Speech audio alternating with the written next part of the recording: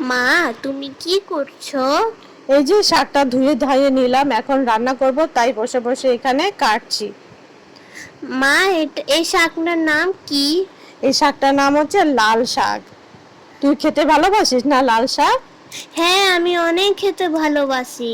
তাই তো আজকে রান্না করছি লাল শাক। মা, এই শাকটা তো রেড হচ্ছে না।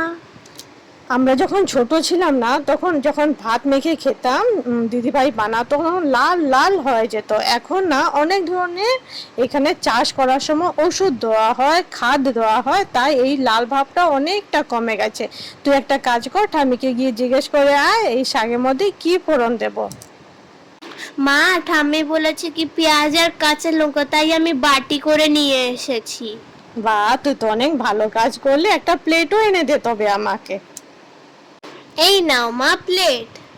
ঠিক আছে, এটাতে এখন পেঁয়াজটা ভালো করে ধুয়ে আমি মিহি মিহি করে পেঁয়াজটা কেটে নেবো আর শাকে দিয়ে দেবো।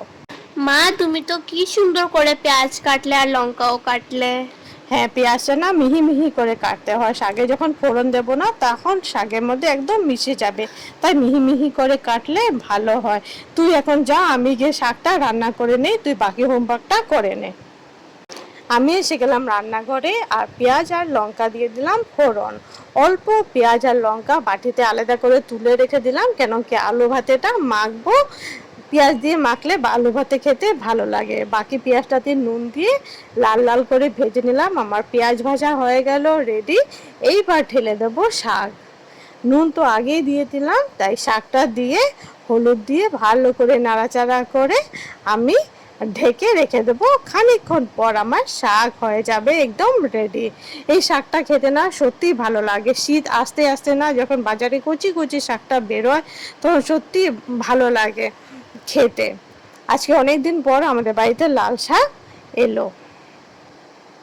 নাড়াচাড়া হয়ে গেছে, এখন দেবো ঢেকে, ঢাকনা তুলেই আমার শাক হয়ে যাবে রেডি। 2-4 দানা চিনি দিয়ে শাকটাকে নামিয়ে নেব। সময় হয়ে গেছে খেতে দেওয়ার, তাই এখন দিয়ে দেবো খাবার। মা, আমার অনেক জোরে খিদে পেয়েছে, আমাকে খেতে দিয়ে দাও। এই তো আমার শাকটা হয়ে গেল রেডি, তুই গিয়ে টেবিলে বস, আমি আনছি খাবারটা। আজকে সিম্পলই রান্না করেছি, তোকে দিয়ে দিলাম গরম গরম শাক, আলু ভাতে, ঝিঙে পোস্ত আর ভাত আর ডাল, সব কিছু খেয়ে পরিষ্কার করে থালা উঠবে। আজ ভিডিওটা এখানেই শেষ করছি, আবার একটা নতুন ভিডিওতে দেখা হবে। Bye bye. সবাই ভালো থাকবে, টাটা।